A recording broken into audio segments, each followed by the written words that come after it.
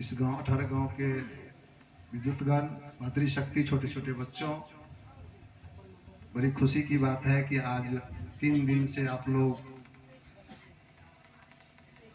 आर्य समाज के द्वारा समाज के निर्माण, व्यक्ति के निर्माण और राष्ट्र के निर्माण पर विभिन्न ढंग की बातों को सुनने का मौका मिला है। आज जो स्थिति है, जिस स्थिति में आज सबसे बड़ा एक भ्रम है समाज में, जो ईश्वर के विषय में लोग भ्रम में रहता है, जो किसको क्या मानो, ईश्वर कहाँ है, किस स्थिति में है, जिसकी चर्चा अभी पत्थर पूजा पर भी हुआ है कि आदमी आज यही भ्रम में रह जाता है कि हम ईश्वर को कहाँ खोजें, ईश्वर है कहाँ। और खास करके आज समाज के मंच से लोगों को ये बता दिया जाता है कि ईश्वर सर्वव्यापक है, सर्वंतर्यामी है और सबके अंग संग में है, और यदि कोई नजदीकी है तो सबसे नजदीकी हमारे ईश्वर है। और इसके लिए हमें कहीं किसी मंदिर, मस्जिद, गुरुद्वारा या कहीं काशी, मथुरा, प्रयाग में अगर हम जाते हैं तो हम शायद अज्ञान है। ईश्वर बहुत नजदीक है और इसके विषय में महर्षि दयानंद ने बहुत ही अच्छा शब्द कहे हैं कि ईश्वर के निराकार है, सर्वव्यापक है, और यदि किसी मनुष्य को सबसे कोई नजदीक है तो वो परमात्मा है। आज हम ईश्वर को मंदिर में मान लिए कि वह मंदिर में है, ईश्वर हमारे जो है सो काशी, मथुरा या किसी तीर्थ स्थान में है, जिसके कारण आज मनुष्य इतना जो पाप कर रहा है, गलत काम कर रहा है, उसका ये मुख्य कारण ये है कि वह ईश्वर को एक मंदिर में पैक कर दिया है। वह किसी स्थान में उसको मान लिया है कि ईश्वर उसी स्थान में है, चाहे काशी में है या प्रयाग में है, शायद परमात्मा वही है। वहां जाने के बाद ही हमें ईश्वर के विषय में जानकारी मिलेगा या हमें पुण्य होगा। तो यही इसी भ्रम को आर्य समाज में महर्षि दयानंद ने दूर किया है कि परमात्मा हमारे अंग संग में सबके अंदर है, और उसको जानने के लिए बस अपने आप को एक समर्पित भाव से परमात्मा को जानेंगे। और जब हम ईश्वर को सही माने में जान लेंगे तो कहीं लड़ाई झगड़ा या किसी ढंग का पाप जो हम करते हैं वह होगा ही नहीं। आज मुख्य कारण ये है, लड़ाई झगड़ा का मुख्य कारण है कि हम परमात्मा को नहीं जानते हैं। और जिस दिन हम ईश्वर को जान लेंगे तो हम इस चीज से लड़ाई झगड़ा किसी भी ढंग के पाप से हम दूर हट जाएंगे। मैं एक छोटी कहानी के माध्यम से कहना चाहूंगा। एक सत्संग हो रहा था और सत्संग में हुआ कि कह रहा था कि ईश्वर सर्वव्यापी, सर्वांतर्यामी के बाद वह उनकी न्याय व्यवस्था बहुत ही अच्छा है, वह सबके साथ न्याय करता है, वह अन्याय करते ही नहीं है। एक दूध का व्यापारी था, कहा शायद आप जो कथावाचक को कहा जो आप जो न्याय की बात करते हैं शायद ईश्वर न्यायकारी नहीं है। तो कहा क्यों? कहा हम 2 मित्र हैं जो दूध का व्यापार करते हैं। हमारे मित्र दूध बेच करके वह जो है सो मकान बना लिया, जमीन खरीद लिया, और हम अपना परिवार का सिर्फ पालन करते हैं, और दोनों आदमी दूध बराबर ही नापते हैं। जितना दूध वो नापता है उतना दूध मैं भी नापता हूँ और बेचता हूँ। कथावाचक ने कहा कि आपको याद है कि कब से यह दूध की आप लोग ये कारोबार कर रहे हैं? तो कहा हाँ, विगत 5 साल से कर रहे हैं। तो आप इसको जांचिए कि आप एक अपने दरवाजा पर एक कुआं खोलिए और कुआं खोद करके उसमें आप पानी डालिए, जो हमारा मित्र लगभग कितना पानी डाला होगा अनुमान से। कहा लगभग इतना दूध नापता है और इसमें लगभग आधा दूध वह पानी मिलाता है। तो कहा उसी ढंग से आप उस कुआं में प्रतिदिन पानी डालिए और देख लीजिए कि आज तक वह मित्र आपको अनुमान है कितना पानी डालता है, तो कितना डाला वह आपको उसमें जो है सो पानी डाल करके फिर उसमें अंदर जाइए और देखिए वह पानी आपके शरीर को कहाँ तक छूता है। वह आदमी का ठीक है, इसको जांचते हैं। जब वह एक कुआं खोदा और उसमें वह पानी डाला और कुआं में प्रवेश किया तो देखा कि आज तक हमारे मित्र कंठ के नजदीक तक जो पानी गया है यहाँ तक चला गया है। कल होके कथावाचक को गुरुजी को कहा, गुरुजी हम जो गड्ढा खोने उसमें हमारे जो मित्र पानी डाला है आज तक, जो हमें अनुमान है, तो वह हम कंठ तक चला गया है। कहा अब कुछ ही दिनों में देख लीजिएगा कि उसका नाक डूबेगा, और जब नाक डूबेगा तो उसका पाप का अंत होगा। वास्तव में जो गुरुजी बोले, कथावाचक बोले, उन्होंने देखा कि 6 महीना के बाद जो पानी डाला तो वह नाक के नजदीक तक चला गया, और जब नाक के नजदीक गया मतलब वह डूबने की स्थिति में था, तब पता लगा कि उसके बेटा बीमार हो गया, उसके बेटा को कैंसर हो गया, उसके पास जितना भी जमीन जायदाद था धीरे धीरे धीरे धीरे धीरे धीरे सारा जमीन बिक गया, है ना। और इतना कहीं भी एक कुछ नहीं बचा। और एक दिन वह बच्चा देखा कि 2-4 रोज हो गया, न अपने खा पाया और न बच्चा को खिला पाया। तो जब वह रो रहा था कि पता नहीं हम क्या किए, वह जो कर्म किया उस कर्म को जो है लगता था कि हम भूल रहे हैं, तो वह बच्चा ही हंस दिया, कहा पिताजी ये आपने जो कर्म किया है, आपने जो कर्म किया है, दूध में जो पानी मिलाया है उसी का फल है जो आज हमारा ये गति है।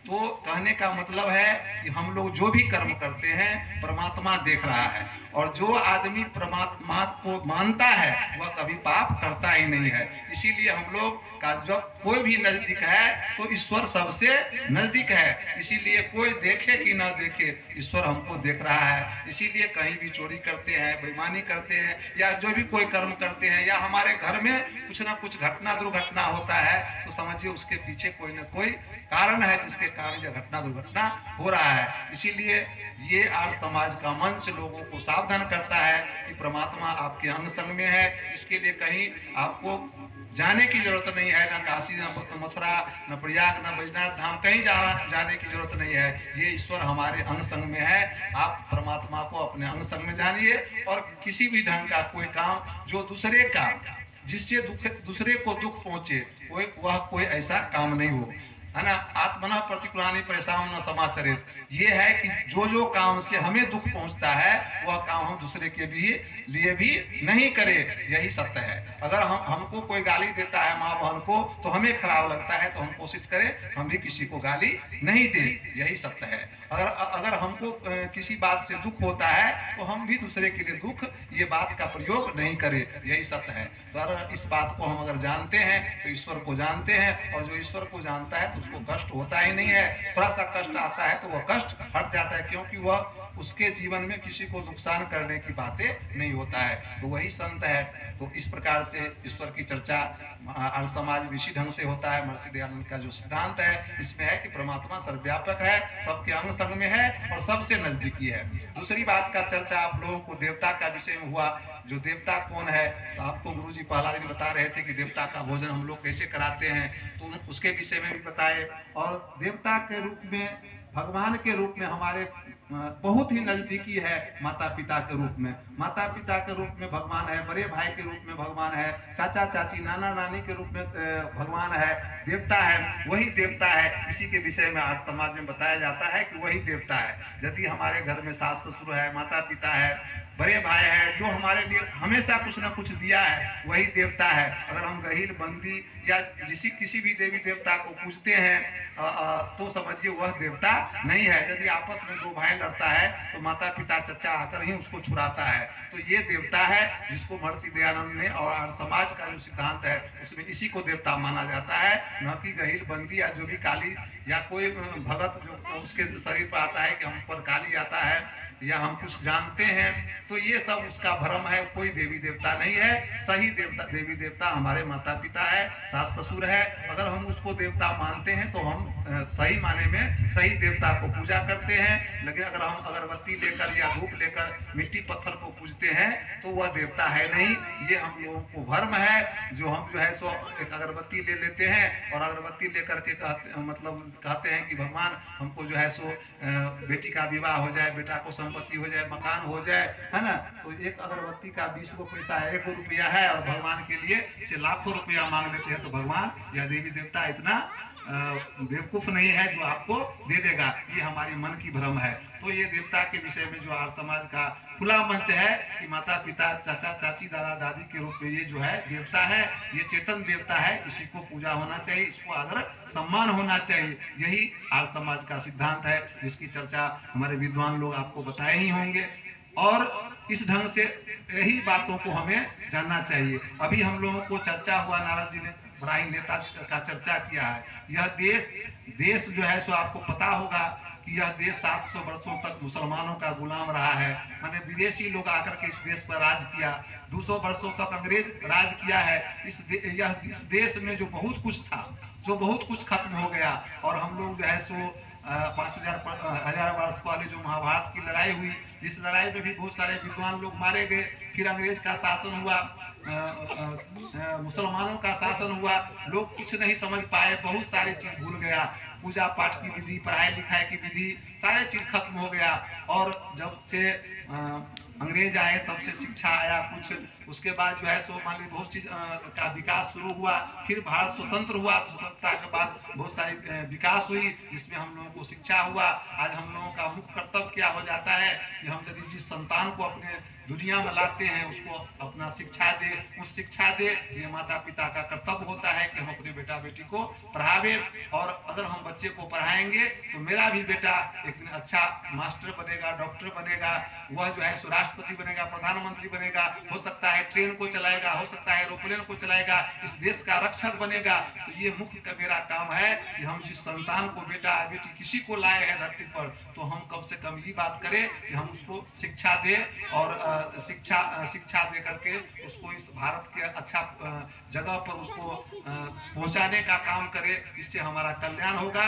सबका जो है सो इस देश में जैसे प्रजातंत्र देश है, आज हम लोग वोट गिराते हैं तो पैसा लेकर, जो वोट पैसा देता है अधिक से अधिक उसको हम वोट देते हैं। हम अच्छा लोगों को मुखिया, सरपंच या वार्ड या विधानसभा या लोकसभा में नहीं भेजते हैं, जिसके कारण क्या होता है कि देश में अव्यवस्था होता है, हमारा नेता बढ़िया नहीं होता है और हमारा विकास नहीं होता है। इसलिए हम लोग जब वोट गिराने की बात आए तो अच्छे लोगों को चुनना चाहिए। और जो अच्छा लोग आएगा तो हमारा समाज का अच्छा काम होगा, रोड सड़क जो भी काम होगा वो अच्छा से बनेगा। तो ये सब का मुख्य कारण है कि हम शिक्षा से दूर नहीं हटे। शिक्षा ही लोगों को एक तीसरा आंख है। लोग कहते हैं कि भगवान शिव जी का तीसरा नेत्र था। भगवान शिव जी का तीसरा नेत्र था कि नहीं था वो तो हम लोग नहीं जानते हैं, लेकिन जिसको ज्ञान हो गया, जिसको विद्या हो गया, उसको तीसरा नेत्र हो जाता है, तीसरा आंख हो जाता है। इसीलिए हम लोगों का एक ध्यान रखना चाहिए कि बच्चे को शिक्षा से कभी भी हम दूर नहीं रखेंगे। यदि हम बच्चे को पढ़ा लिखा देंगे तो घर बनाने में 1 महीना में हम महल पर महल बना लेंगे। कई बीघा जमीन हमारा बच्चा बन जाएगा तो कई बीघा जमीन हम एक दिन में खरीद सकते हैं। इसीलिए हम अपने बच्चे को पूर्ण शिक्षा दे और अच्छा इंसान बनावे, मानवता की पाठ पढ़ावे। और सब चौथा बात है कि हम लोगों का खान पान गड़बड़ है। आज समाज के मंच से भी कहा जाता है कि हम लोग वैष्णव बने, अपने भोजन को शुद्ध रखें। और शुद्ध भोजन जो रहेगा तो शुद्ध भोजन रहेगा तो कभी भी हम जो है सो कभी भोजन खराब होने से ही कभी हम खैनी खाते हैं, बीड़ी पीते हैं, कभी शराब पीते हैं, कभी मांस मछली खाते हैं, कभी व्यभिचार भी कर देते हैं। तो ये आज समाज के मंचों से लोगों को ये आगाह किया जाता है कि आपका खान पान शुद्ध रहे, भोजन पवित्र रहे। और भोजन यदि पवित्र रहेगा, अच्छा रहेगा, एक अच्छा संतान का निर्माण होगा। घर में कभी भी गंदे चीजों का, मांस मछली का नहीं लावे। ये हम लोगों का नियम होना चाहिए। इससे क्या होगा कि हमारा परिवार का कल्याण होगा और समाज एक अच्छा समाज का निर्माण होगा। तो हम लोगों का ये कहना है कि परमात्मा अनुसंग में रहते हैं उसको जाने, देवता के रूप में हमारे माता पिता भाई बंधु हैं उसको जाने, अपने संतान को जो धरती पर लाए हैं उसको अच्छा शिक्षा दे। और आपस में जो है सो कोशिश करें कि ये जो सहना है, हम अपने समाज में कोशिश करें कि हम कोई ऐसा काम नहीं करें कि कल लोग कह दे कि मतलब आपने ये काम किया है जिसके चलते हमको रात का नींद न हो। ये है कि दिन में कोई ऐसा काम न करे जो हमको रात में नींद न आवे, और रात में कोई ऐसा काम न करे जो दिन में हम किसी का मुंह दिखाने लायक नहीं रहे। यदि हम किसी को कुछ नहीं बिगाड़ेंगे तो हमें कोई कुछ बिगाड़ नहीं सकता है। थोड़ा सा रामकृष्ण जैसे लोगों को भी, महर्षि दयानंद जैसे लोगों को भी बहुत सारा कष्ट आया, लेकिन वह कष्ट ज्यादा दिन नहीं रहा। इसीलिए हम लोग सत्य के मार्ग पर चलेंगे। यही महर्षि दयानंद का सिद्धांत है, आर्य समाज का सिद्धांत है। बहुत सारे विद्वान हैं, बहुत सारी बात हम लोगों को सुनने का मौका मिलेगा। हम आप लोगों से आग्रह करते हैं कि माननीय गुरु जी इस बहुत प्रयास से और ये कार्यक्रम को इतना ताक में रखे और यह कार्यक्रम सफलता को जा रहा है। हम लोग गुरु जी को धन्यवाद देते हैं कि इनके मन में जो भाव है आज समाज के प्रति, दयानंद के प्रति, समाज के सुधार के प्रति, राष्ट्र के प्रति, ये भाव सब लोगों में जगे और इनका जो काम है वह सफल रहे।